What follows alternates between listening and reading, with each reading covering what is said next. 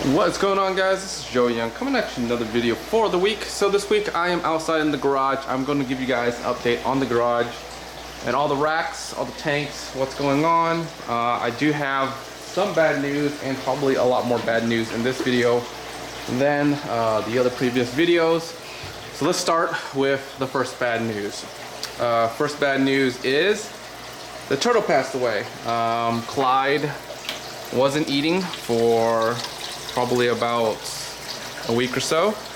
Couldn't figure why. Did a bunch of research, did a bunch of carrot dips for Clyde, and still Clyde was eating like maybe one or two things and just seemed to have lost her appetite, and sadly had passed away a couple days ago. So I'm in a situation where this tank was designed for a turtle tank, and obviously I can get another turtle or whatever and put it in here and just kind of, you know, start over with that.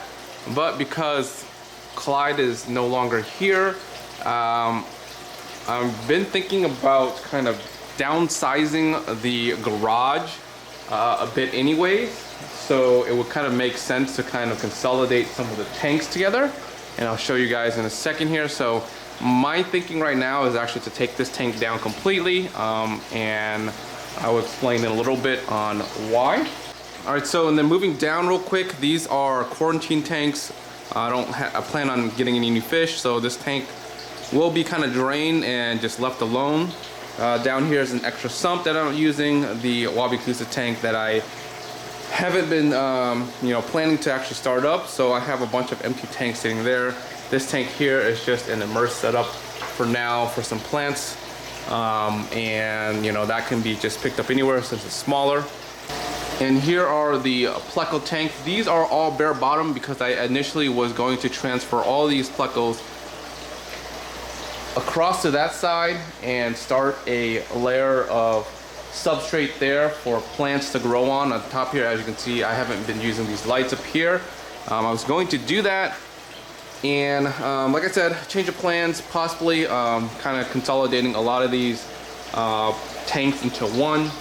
So yeah, we still have Plecos in this tank. It's a mixed Pleco. I've been separating on the other side. We have a mixed batch of Plecos down here as well. Same thing here. Have only a few, a male and a female in here, and this one's completely bare just because this was actually the first tank that I kind of took down in terms of fish and all that. All right, so let's go over here real quick onto the other side.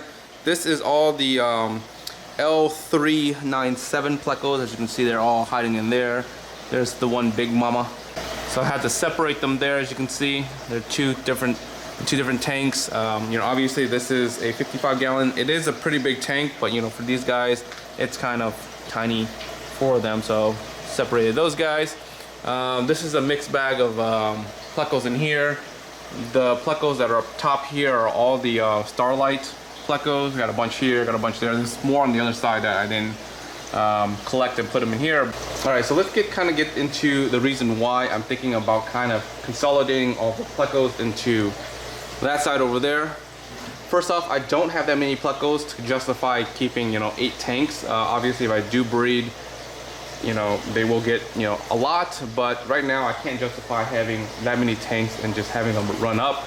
The other thing was, initially this was supposed to be a fully planted tank up here, but you know, after probably a good like 8 months worth of just running the tank, sorry for the glare here just because there's a lot of sunlight, as you can see, the plants aren't really growing in. It's just probably due to the fluctuation of temperatures outside in the garage. The lights are perfect, you know, the lights are good, but it's just, there's a lot of temperature swings. Some of these plants, I guess, that I'm using are, you know, a little bit longer to kind of establish. Crepes, you know, and then we got some of these carpet plants. They just take a long time to establish. So I figured, you know, we can just probably end up putting them into the bare bottom tank, keep it bare, and just kind of like, you know, consolidate everything so that way I can free up this side of the room. So if I do plan on taking those racks down, I'm still debating if I want to put, you know, 2 of those 50-gallon low boys onto these 2 racks, either as a quarantine or a grow out tank or something, and keep something in the bottom, maybe a filter. And that way we have 3 racks on this side, or the one that I'm leaning towards is getting a bunch of maybe 10 gallons up here or something like that, maybe 10 gallons down here, so that I can pair off the actual plecos when they're actually due this size, put them in there, you know, let them reproduce. When the babies are big enough, put them down here into like a tank for them to grow out. Once they grow out big enough, they can go into this tank so that they don't get stuck into the overflow box. Once they're big enough, they can grow out to whatever size they are, either sell them or, you know, plan on, you know, selective breeding or whatever that I plan in the future there. So I'm kind of leaning towards that, getting a bunch of smaller tanks with sponge filters and trying to pair off the plecos, because I do have a bunch of adults, but as you can see, the tank is pretty big, and you know, they may not find each other in terms of to pair off, so maybe something like that may help with the breeding. The other thing is I do want to consolidate a lot of my stuff and maybe make some more room on that side. Obviously I have a bunch of my tools, I have a bunch of my, like I haven't even been able to find space to actually put a bunch of my tools. They're just on the floor right now. The skate box is up here, which is fine, but I may, you know, push that against the wall or push that against one of these walls once we have some more space. That way the middle here side is a lot more open. So maybe just have a little more space. I'm actually picking up fishing again. It's a hobby that my dad and I grew up doing when I was a lot smaller, so I need some room to maybe put some of the tackle boxes, put some of the rods and stuff like that, maybe against the wall. Other than that wall over there, this wall here, which is fine. I can use definitely those for now temporarily. But like I said, like if I'm not already using the tank to its full capacity, like this is already like understocked in terms of the setup. That's way understocked. Like I don't plan on getting any more fish.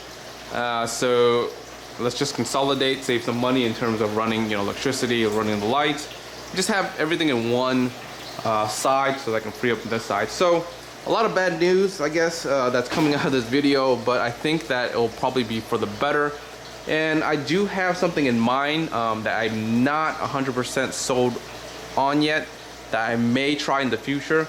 But I won't say it now, just because if I do say something and I'm like, oh man, I got to do it. So I won't say anything. But if that does happen, I'll do update you guys on that. You know, all the racks, all this stuff here, I'll probably, you know, push against some sort of wall. And I hope you guys enjoyed this week's update. I know it is kind of all over the place and a lot of sad news, but I do have, you know, obviously a bunch of tanks inside as well. And down the road, if I do plan on, you know, doing something else, I have everything here. It's just more of, you know, putting it back together. All right, guys, I hope you guys enjoyed this week's update. If you guys aren't subscribed yet, make sure you guys are subscribed. And like always, until next time, guys, peace.